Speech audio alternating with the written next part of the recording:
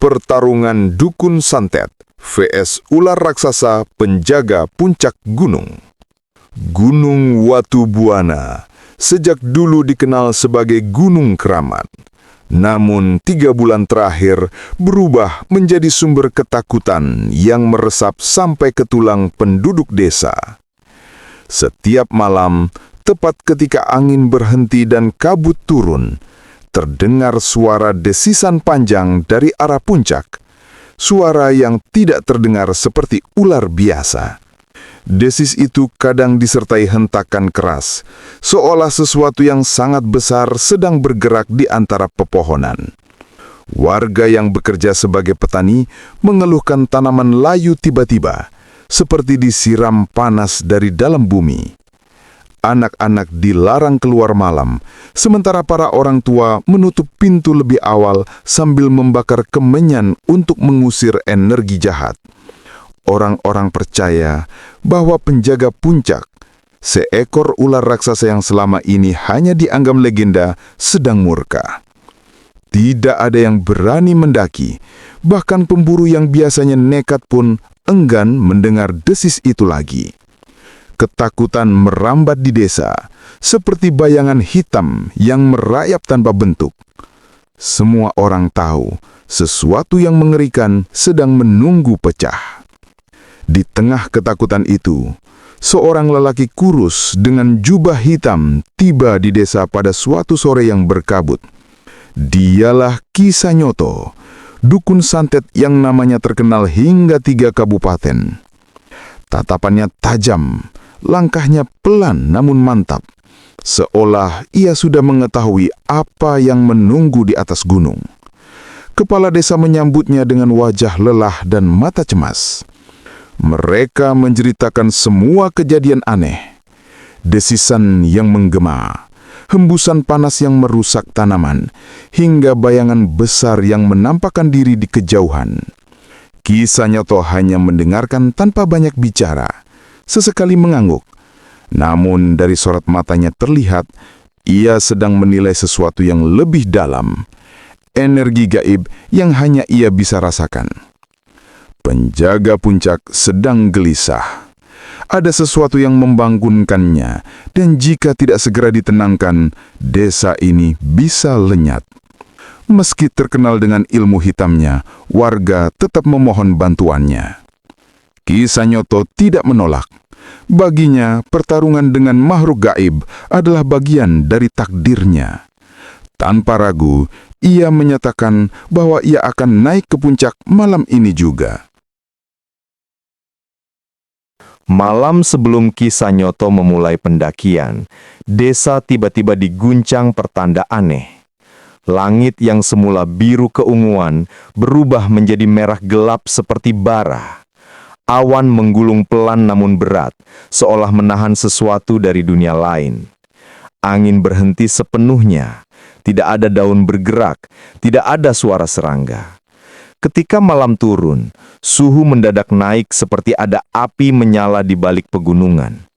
Warga berhamburan keluar rumah meski ketakutan, menatap langit yang memancarkan cahaya merah darah. Beberapa orang tua langsung tahu apa artinya. Penjaga gunung sudah tersadar dan sedang mengamati sesuatu yang mendekat. Ki Sanyoto berdiri di tengah lapangan desa, memejamkan mata sambil merasakan hawa itu menusuk ke tulang. Ia sudah tahu kedatanganku. Gumamnya tanpa nada takut, justru terdengar seperti seseorang yang sudah lama menunggu pertemuan ini. Warga yang melihatnya hanya bertambah cemas. Di mata mereka, perubahan langit itu bukan sekadar pertanda, melainkan peringatan bahwa sesuatu yang sangat besar dan berbahaya sedang menunggu untuk pecah. Ki Sanyoto memulai pendakian saat malam mencapai titik tergelapnya. Ia tidak membawa banyak peralatan, hanya kendi tanah berisi santet hitam, tongkat kayu tua yang sudah dipenuhi mantra, dan seikat daun kering yang ia sebut penembus astral. Setiap langkahnya terasa seperti memasuki dunia yang berbeda. Hutan yang biasanya penuh suara malam, kini sunyi total, seolah makhluk hidup menahan napas. Pepohonan tinggi berdiri kaku seperti sosok-sosok yang mengawasinya dari bayang-bayang. Tanah di bawah kakinya terasa dingin, namun sesekali hangat seperti dialiri energi gaib dari dalam bumi.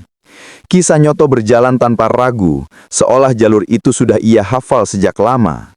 Cahaya rembulan jarang masuk karena kabut tebal menggantung rendah. Namun matanya tetap tajam, mencari tanda-tanda keberadaan penghuni puncak. Sesekali angin berhembus, tapi bukan angin biasa.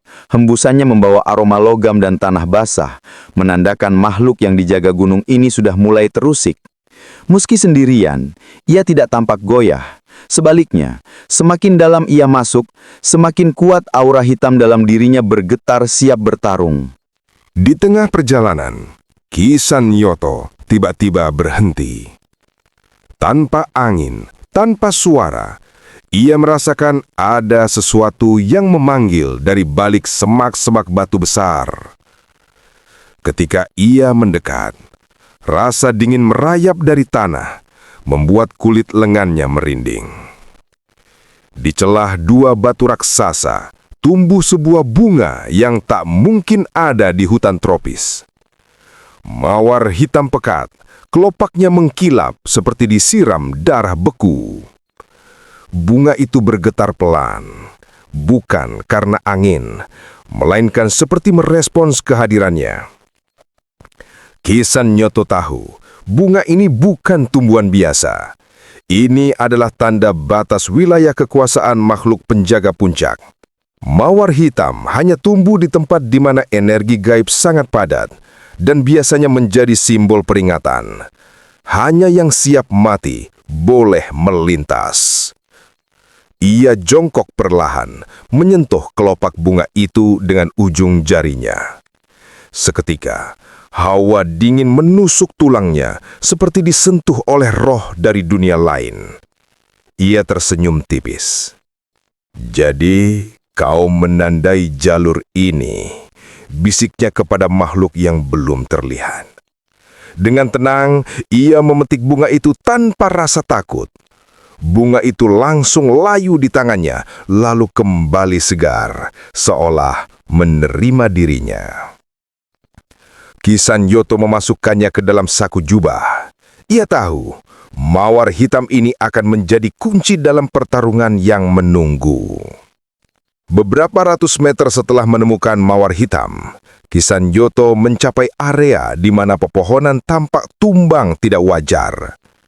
Tanah di hadapannya terbelah membentuk jalur panjang, seperti diseret oleh sesuatu yang ukurannya tak masuk akal.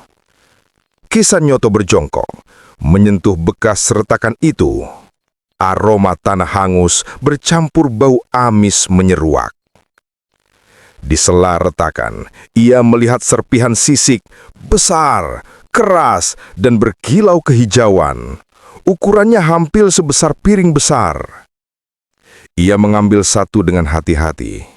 Begitu disentuh, sisik itu berdenyut lemah, seakan masih hidup. Makhluk ini bukan sekedar penjaga. Ia tua, sangat tua, gumamnya. Pepohonan di sekitarnya tampak patah ke satu arah, menunjukkan arah gerakan makhluk itu. Tanah bekas lilitan tubuhnya tertekan begitu dalam sampai membentuk cekungan memanjang.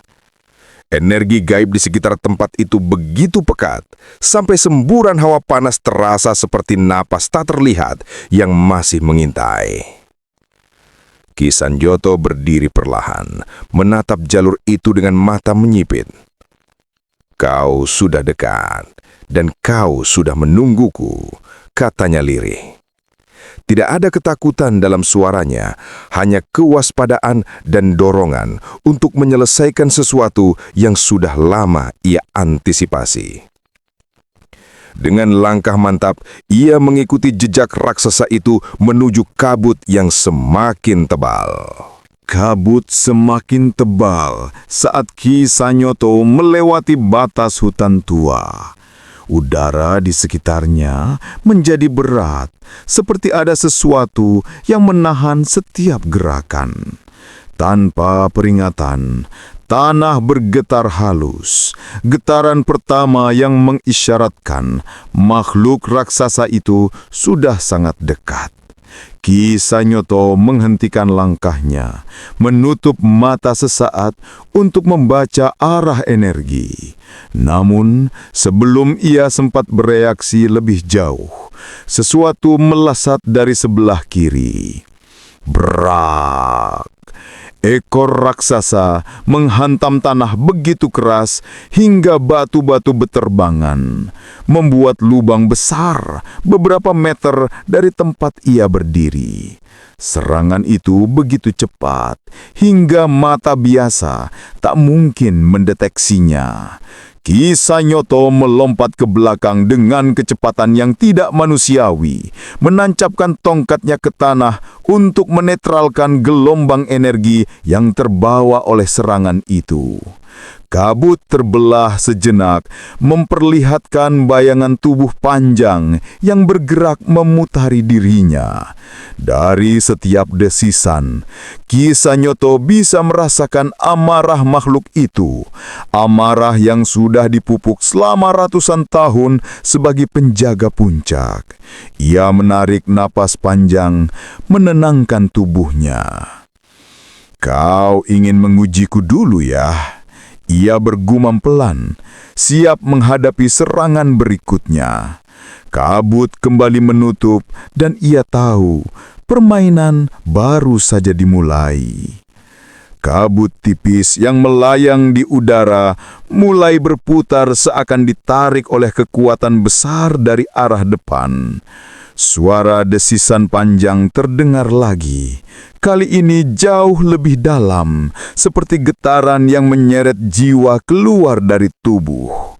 Dari balik kabut, sepasang mata merah menyala muncul lebih dulu, besar, bulat, dan penuh kemarahan purba.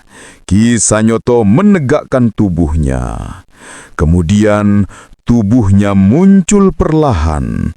Ular raksasa itu keluar dari kabut. Panjang tubuhnya seperti rangkaian gerbong kereta. Sisiknya hitam kehijauan, mengkilap seperti baja basah. Setiap sisik memantulkan cahaya rembulan, menciptakan efek seperti aliran darah hijau yang bergerak di atas kulitnya. Napasnya saja, panas dan tebal, menyebabkan batu di dekatnya retak seketika.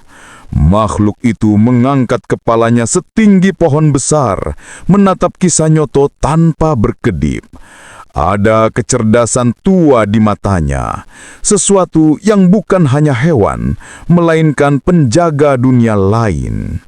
Lidah bercabangnya terjulur, mencium udara, mengenali aroma manusia yang berani naik ke wilayah kutukannya. Ki Sanyoto tidak mundur. Ia mengangkat tongkatnya perlahan.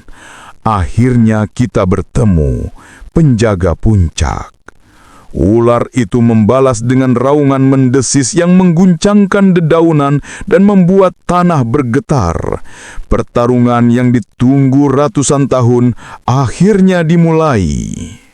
Ular raksasa itu menundukkan kepalanya. Sisiknya bergetar seperti logam yang sedang dipanaskan.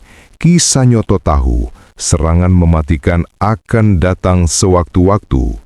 Tanpa membuang detik, ia merogoh kain hitam di pinggangnya dan mengeluarkan kendi tanah yang sudah disegel dengan mantra kuno. Ia membuka tutupnya perlahan, dan seketika itu juga angin di sekitar menjadi dingin, sangat dingin, hingga embun beku muncul di ujung dedaunan. Dari dalam kendi, asap hitam pekat mulai merembes keluar. Asap itu tidak bergerak seperti asap biasa. Ia berputar, menyatu, lalu mengambil bentuk bayangan manusia tinggi dengan tanduk melengkung di sisi kepala. Mata sosok itu kosong dan gelap, namun terasa memancarkan ancaman yang menusuk. Ular raksasa itu mendesis panjang, kesal sekaligus terancam. Nafas panasnya menyembur, membuat pepohonan di sekitar hangus dalam hitungan detik. Tapi bayangan santet itu justru melayang tanpa terpengaruh, seolah tidak berada di dunia yang sama. Bayangan bertanduk itu melangkah maju, menembus kabut, dan mengarah langsung ke ujung kepala sang penjaga puncak. Ki Sanyoto merapalkan mantra. Suaranya rendah namun kuat. Setiap kata memicu kilatan hitam di udara.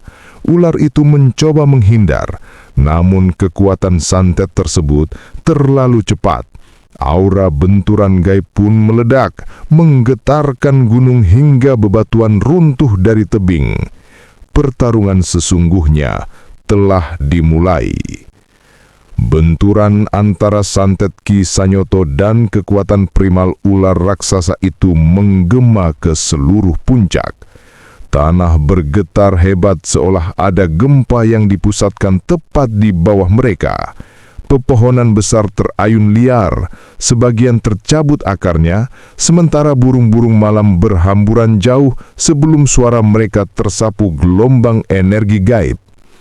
Di desa jauh di bawah sana, penduduk yang sedang berdoa tiba-tiba mendengar dentuman keras. Jendela rumah bergetar, bahkan genting rumah beberapa keluarga bergeser. Para tetua saling berpandangan, wajah mereka memucat. Mereka tahu bahwa benturan itu bukan fenomena alam, melainkan perang antara dunia manusia dan dunia gaib. Di puncak, Ki Sanyoto berusaha tetap berdiri tegak, meski kaki dan tongkatnya hampir terpleset akibat tanah yang retak-retak. Ular raksasa itu mengangkat tubuhnya tinggi, menghasilkan suara gemuruh seperti badai yang menabrak dinding. Dari mulutnya keluar hembusan energi panas yang membakar udara sekitar. Bayangan santet bertanduk masih bertarung sengit, menahan semburan panas tersebut dengan tubuh gaibnya. Namun Ki Sanyoto tahu, ini baru permulaan. Ia menggenggam tongkat lebih erat, merasakan tenaga dalamnya terkuras pelan-pelan. Meski begitu, sorot matanya tidak berubah. Ia tidak datang ke gunung ini untuk mundur. Di tengah kekacauan itu, satu kenyataan jelas. Hanya salah satu dari mereka yang akan turun dari gunung ini hidup-hidup. Pertarungan semakin brutal ketika ular raksasa itu mengubah taktik. Setelah benturan energi meredah, makhluk itu menundukkan kepala, lalu melesat secepat kilat, kecepatan yang tak masuk akal untuk tubuh sebesar itu. Tanah terbelah, batu-batu berterbangan, dan sebelum Ki Sanyoto sempat menghindar sepenuhnya, tubuh raksasa itu melingkar mengurungnya. Tum! Bumi bergetar saat lilitan pertama mengencang. Tekanan energi yang dipancarkan sisik makhluk itu membuat udara di sekitar Ki Sanyoto terkompresi, menyulitkan napas seperti direnggut paksa dari paru-parunya. Tongkatnya hampir terlepas dari genggaman dan lututnya bergetar menahan tekanan yang terus meningkat. Ular itu mengencangkan lilitan kedua, lebih kuat, lebih mematikan. Tulang Ki Sanyoto terasa seperti hendak pecah. Namun mata sang dukun justru menyala. Bukan panik, melainkan fokus. Di tengah lilitan maut itu, ia merapal mantra tanpa menggerakkan bibir, menggunakan teknik mantra dalam pikiran yang hanya dipakai saat kematian sudah sedekat bayangan sendiri. Sisik-sisik ular itu mulai berubah warna, dari hijau pekat menjadi kehitaman, lalu memantulkan kilatan samar seperti bara. Ular itu mendesis marah, merasakan energi hitam merayap masuk ke tubuhnya melalui lilitan sendiri. Ki Sanyoto memanfaatkan momen itu. Ia mencabut mawar hitam dari sakunya dan menghentakkannya ke tanah. Seketika, udara pecah oleh kilatan hitam berbentuk pusaran. Lilitan melemah. Dengan tenaga terakhir, ia melepaskan segel di tongkatnya. Cahaya hitam meledak keluar, menghantam sisik ular. Lilitan runtuh. Sang dukun jatuh berlutut, namun tetap hidup. dan ia tahu serangan balik ular raksasa itu akan datang lebih mematikan dari sebelumnya. Napas Kisanyoto masih terengah-engah ketika lilitan maut tadi terlepas. Tulang rusuknya terasa nyeri, sebagian mungkin retak, tetapi matanya justru semakin tajam. Ular raksasa itu mundur beberapa meter sambil mengangkat tubuhnya tinggi. Sisik-sisiknya memerah seperti membara oleh energi santet yang sempat merambat masuk. Amarahnya meningkat dan desisannya memecah kabut seperti serangan suara yang meninju dada. Namun kali ini, Kisanyoto tidak mundur. Ia menancapkan tongkatnya ke tanah dan merapalkan mantra panjang dari bahasa leluhur. Bahasa yang dilarang digunakan sembarangan karena mampu membelah batas alam gaib. Tanah di sekitarnya mulai retak, membentuk pola lingkaran, seperti simbol kuno yang muncul dari bawah bumi. Dari dalam pola retak itu, asap hitam muncul, lalu berubah menjadi 3 bayangan sosok tinggi kurus bermata merah dengan tangan memanjang menyerupai cakar. Ketiga makhluk santet itu menunduk hormat kepada Kisanyoto sebelum melesat ke arah ular raksasa secepat bayangan yang tertiup angin. Ular itu melawan dengan menghentakkan ekornya, menciptakan gelombang panas yang menjalar seperti gelombang cahaya. 2 makhluk santet terlempar hancur, namun satu berhasil menembus sisik keras itu dan mencengkram bagian lehernya. Seketika, energi hitam menetes seperti tinta, meresap masuk ke tubuh penjaga puncak itu. Kisanyoto mengangkat tangan kirinya, dan dari telapak tangannya keluar pusaran gelap menyerupai spiral kecil. Ia tahu teknik ini berbahaya, bahkan bisa menghabisi nyawanya sendiri, tapi tidak ada pilihan lain. Ia membidik tepat ke kepala raksasa itu dan melepaskannya. Duar! Ledakan gaib itu menghantam wajah makhluk raksasa tersebut, membuatnya meraung keras hingga pepohonan berguguran. Kabut tersibak puluhan meter. Di tengah ledakan, Kisanyoto berdiri tegak, meski darah menetes dari hidungnya. "Aku belum kalah," katanya lirih, namun penuh kekuatan. Pertarungan belum selesai, namun untuk pertama kalinya, ular raksasa itu tampak goyah. Ledakan gaib Kisanyoto membuat tubuh ular raksasa itu terhuyung ke belakang. Untuk makhluk sebesar itu, kehilangan keseimbangan adalah sesuatu yang hampir mustahil. Namun malam itu, untuk pertama kalinya, dalam ratusan tahun, sang penjaga puncak merasakan sakit yang membuatnya limbung.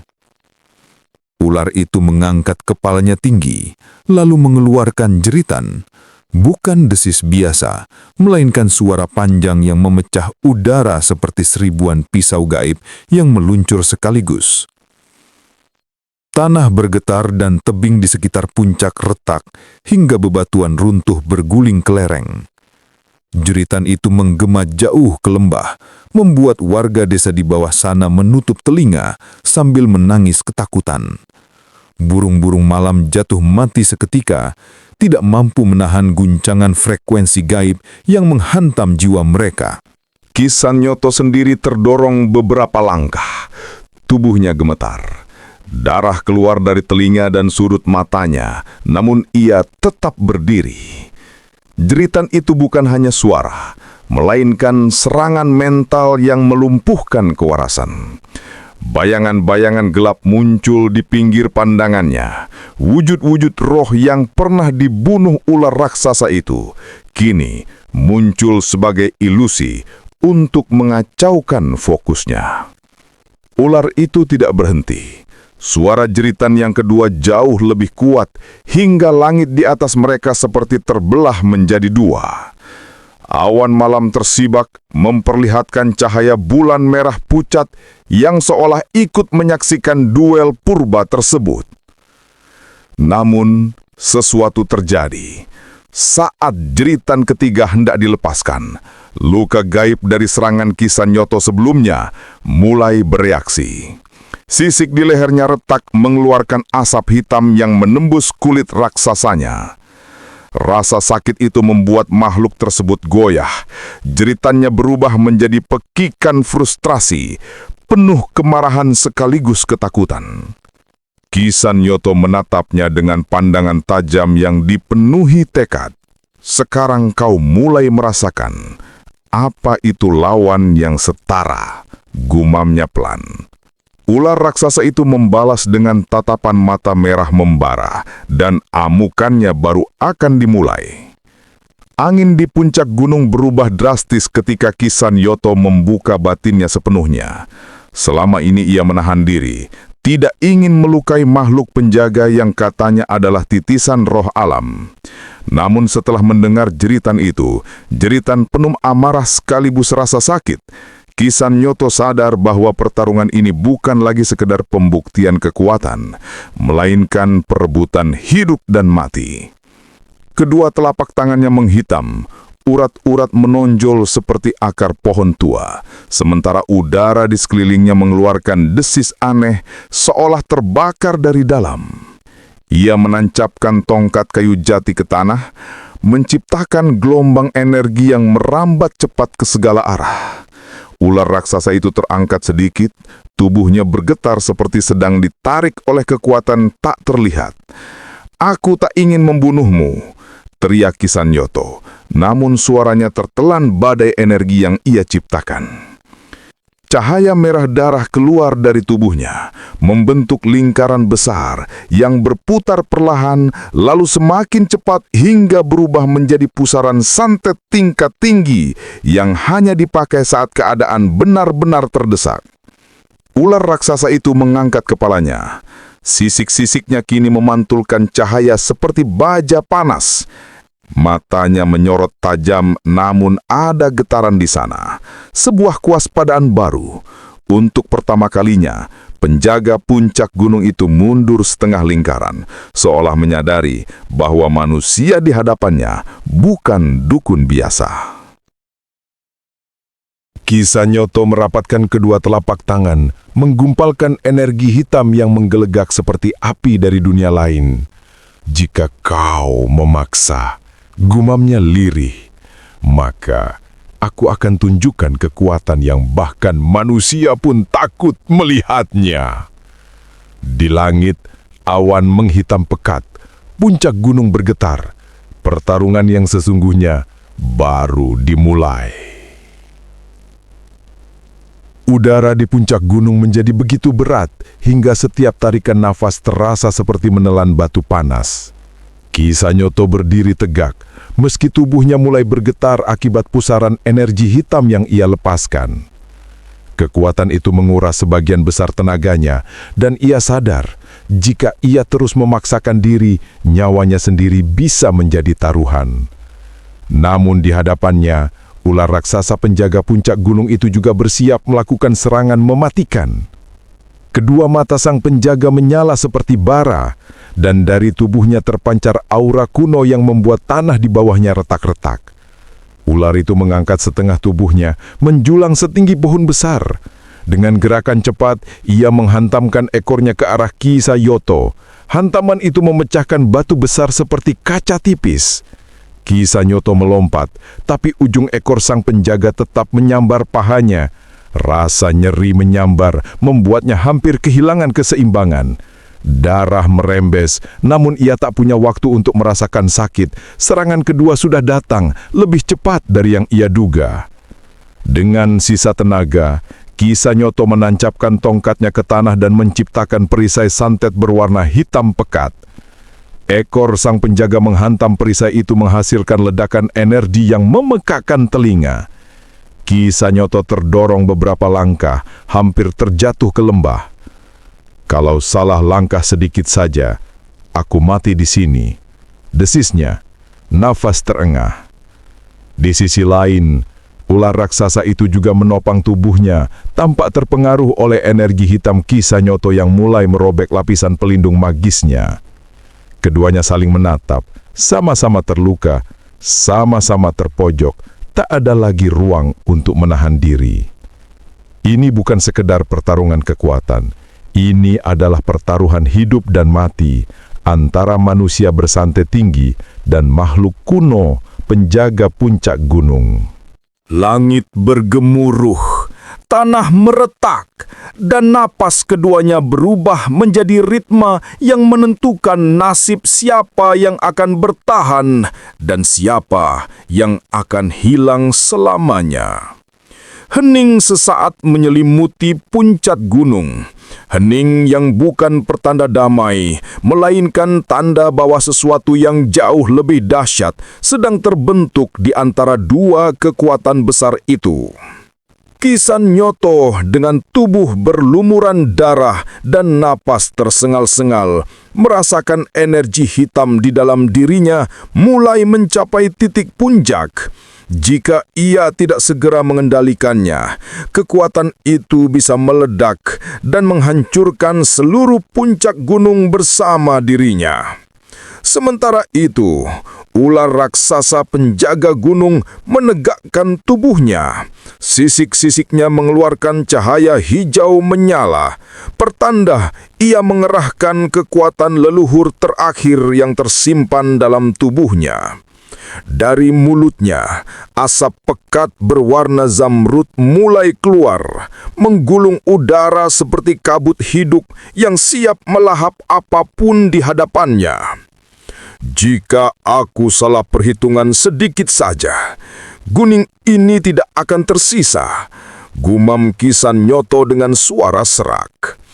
Ia menutup mata sejenak, menarik napas dalam, lalu mengarahkan kedua telapak tangannya ke depan. Energi santet yang berputar di sekelilingnya berkumpul menjadi satu titik, berubah menjadi bola gelap berdenyut seperti jantung makhluk lain. Bola itu bergetar, semakin besar, hingga retakan halus muncul di udara sekitarnya. Alam seperti menolak keberadaan energi tersebut. Ular raksasa itu mengeluarkan raungan panjang, suara yang mengguncangkan batu, membelah kabut, dan membuat Kisan Nyoto merasakan getarannya hingga ke tulang. Sang penjaga meluncurkan semburan cahaya hijau bercampur kabut pekat, kekuatan yang mampu menghanguskan hutan dalam sekejap. Kedua kekuatan itu bertabrakan. Dalam sekejap, dunia seolah berhenti. Tidak ada suara, tidak ada gerakan, hanya cahaya hitam dan hijau yang saling menelan, saling mendorong, dan saling menghancurkan. Lalu, boom! Ledakan gaib terjadi. Tanah terbelah, pohon-pohon tercabut dari akarnya, dan batu-batu besar melayang di udara sebelum terhempas deras. Cahaya dari ledakan itu menerangi langit malam, membuat puncak gunung terlihat seperti sedang tersambar petir raksasa. Tubuh Kisan Nyoto terlempar jauh, menggelinding menabrak bebatuan. Ular raksasa itu pun tersungkur, sebagian sisiknya terkelupas, tubuhnya berdarah, dan napasnya terengah-engah. Ledakan itu bukan hanya menghancurkan sekeliling mereka, melainkan merobek batas kekuatan yang selama ini menjaga keseimbangan antara dunia manusia dan makhluk penjaga gunung. Kisan Nyoto merangkak perlahan, setengah sadar, tubuhnya bergetar hebat. Belum selesai, bisiknya lirih. Pertarungan mereka belum berakhir. Justru, ledakan gaib itu membuka babak yang jauh lebih berbahaya. Asap pekat dari ledakan gaib masih bergulung-gulung di udara, mengaburkan pandangan di sekeliling puncak gunung. Namun dari balik kabut kehancuran itu, tubuh besar sang ular raksasa mulai terlihat, merayap perlahan, gemetar, dan tak lagi sekuat sebelumnya. Sisik-sisiknya yang tadinya berkilau hijau zamrud, kini pecah, terkelupas seperti kulit pohon yang terbakar. Setiap gerakannya meninggalkan jejak darah yang mengalir hangat di antara bebatuan. Makhluk penjaga itu mengerang pelan, suara yang lebih mirip desahan kesakitan daripada raungan mengancam. Puncak gunung yang tadinya terasa penuh tekanan, kini sedikit lebih longgar, seolah aura kekuatan yang selama ini melindungi sang penjaga mulai goyah. Meskipun demikian, dari matanya masih terpancar kewaspadaan dan keberanian. Dia belum menyerah. Tetapi jelas, kekuatannya tidak lagi sama seperti sebelum ledakan gaib. Ki Sanyoto meski tubuhnya sendiri dipenuhi luka dalam dan darah mengering di wajahnya, dapat merasakan perubahan itu. Dia menahan tubuh yang hampir roboh, bertumpu pada tongkatnya untuk tetap berdiri. Napasnya berat, seolah paru-parunya dipenuhi asap hitam dari kekuatan santet yang barusan ia lepaskan. Namun ketika ia menatap makhluk raksasa itu, dia melihat sesuatu yang baru, bukan lagi ancaman, melainkan penderitaan. Jadi, bahkan penjaga sekuat kau pun bisa roboh. Gumam Ki Sanyoto dengan suara hampir tak terdengar. Mata batinnya memandang aura sang ular, melihat retakan-retakan energi yang sebelumnya tidak ada. Makhluk itu tidak sedang mengumpulkan tenaga untuk menyerang. Dia sedang menahan rasa sakit mendalam yang hampir meremukkan roh aslinya. Ular itu mencoba bangkit, mengangkat kepalanya sedikit, namun tubuhnya kembali jatuh menghantam tanah, menimbulkan debu tebal. Gerakan itu membuat bebatuan di sekitarnya bergetar, bukan karena kekuatan, melainkan karena kesakitan makhluk yang tak lagi mampu menahan beban tubuhnya sendiri. Ki Sanyoto menghela napas panjang. Pertarungan ini bisa ia akhiri sekarang dengan satu serangan terakhir. Tetapi ada sesuatu yang menahannya. Rasa hormat pada makhluk kuno yang selama ratusan tahun menjaga puncak gunung ini tanpa pernah mengganggu manusia. Jika aku mengakhiri hidupmu, keseimbangan gunung ini mungkin runtuh. Di hadapannya, makhluk raksasa itu berkedip lambat, menatapnya bukan dengan kebencian, namun dengan kesadaran bahwa hidupnya tergantung pada keputusan sang dukun. Pertarungan memasuki titik paling genting, ketika kekuatan bukan lagi soal siapa yang terkuat, tetapi siapa yang memilih bagaimana mengakhirinya. Tanah di puncak gunung kembali bergetar pelan saat tubuh ular raksasa itu berusaha mengangkat kepalanya untuk terakhir kalinya. Gerakannya lambat, jauh berbeda dari sebelumnya yang penuh wibawa dan ancaman.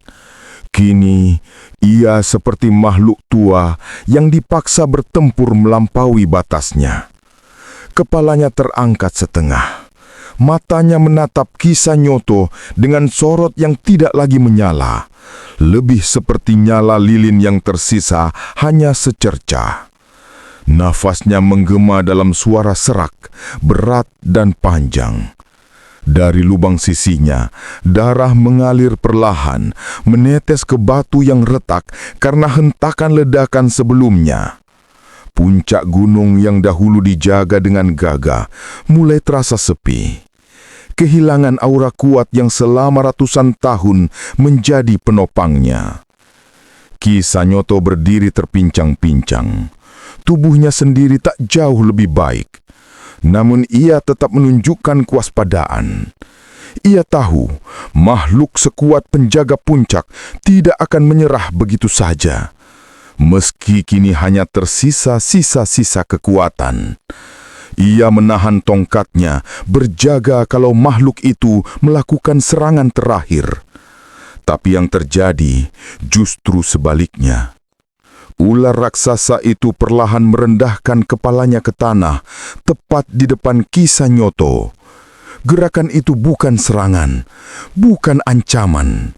Itu adalah penyerahan diri. Ki Sanyoto terdiam. Angin malam menerpa kulitnya yang terbakar luka, namun tubuhnya menegang menghadapi pemandangan yang tidak pernah ia bayangkan. Sang penjaga gunung, makhluk yang tak tersentuh kekuatan manusia, tunduk.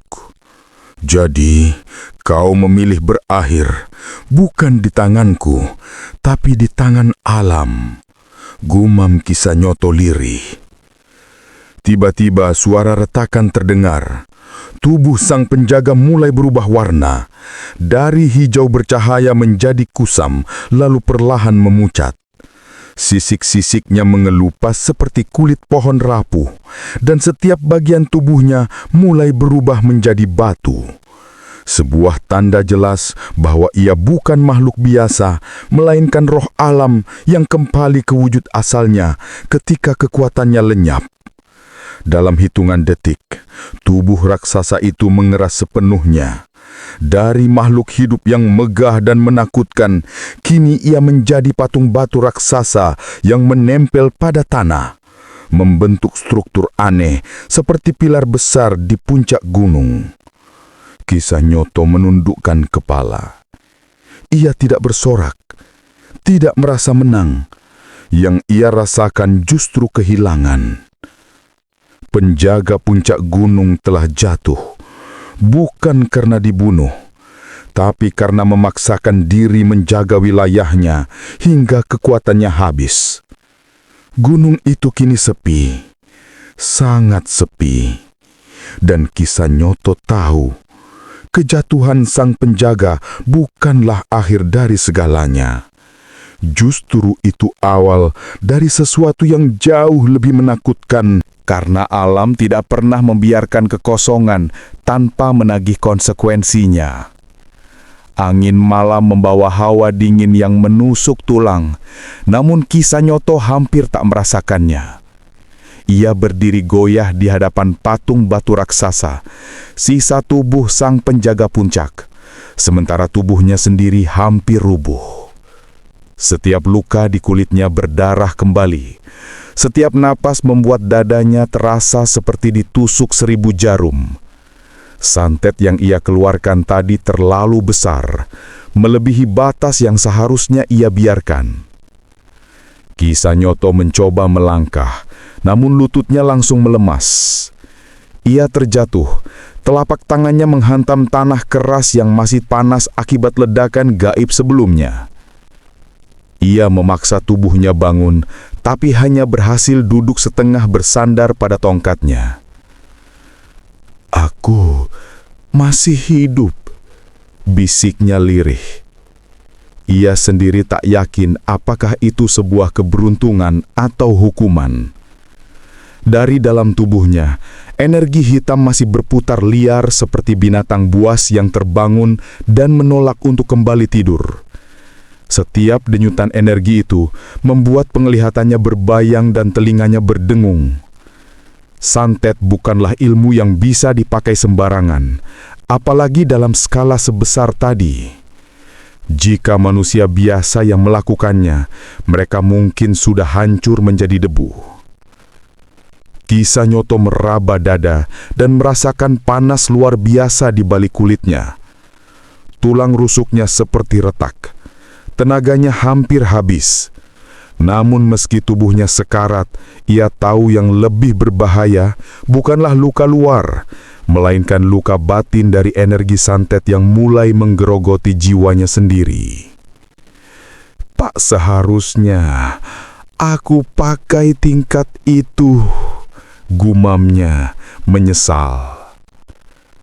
Di sekelilingnya, puncak gunung terasa berbeda.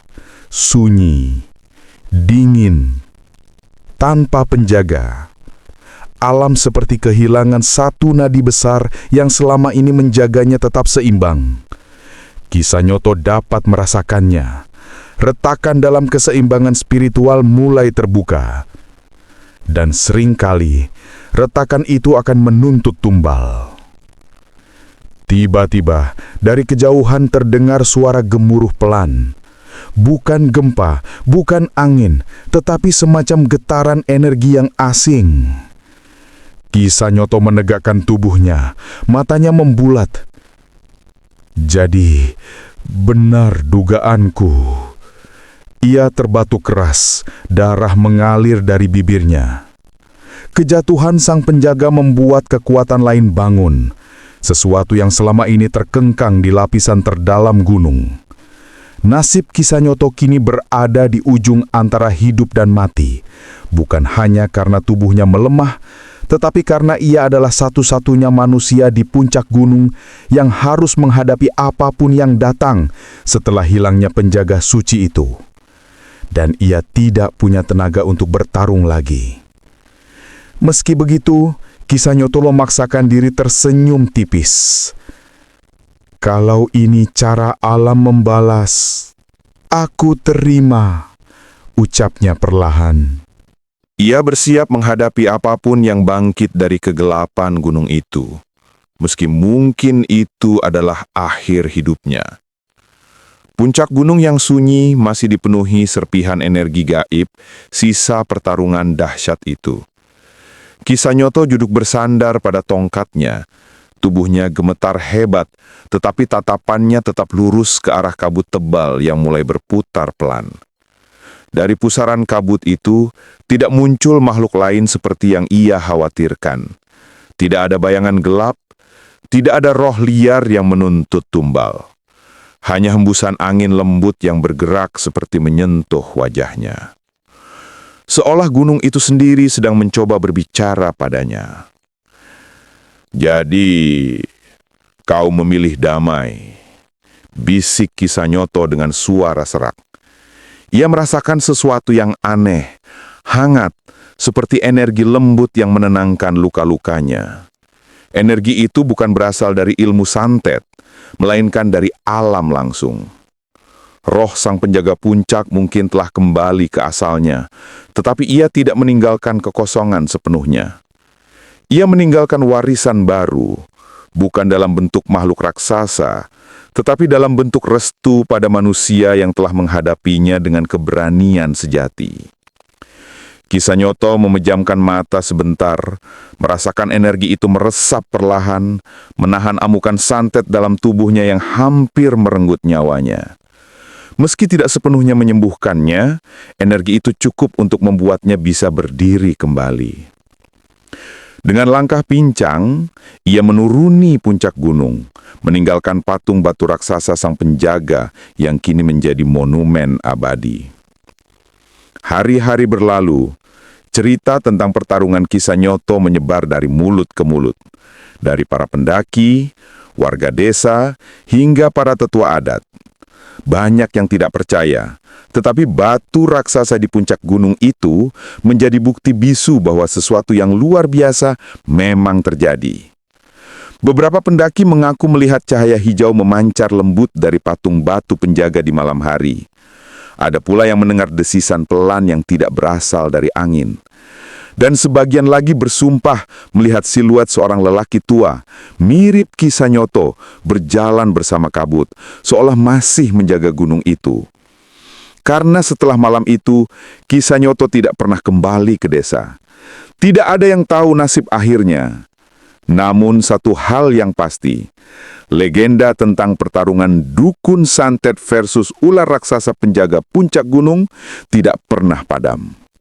Ia menjadi cerita yang diceritakan turun-temurun tentang keberanian, pengorbanan, dan keseimbangan alam yang selalu menuntut harga. Dan setiap kali kabut tebal menutupi puncak gunung, orang-orang percaya roh sang penjaga dan bayangan Ki Sanyoto masih ada di sana, berdiri berdampingan menjaga gunung dari kekuatan gelap yang mencoba masuk.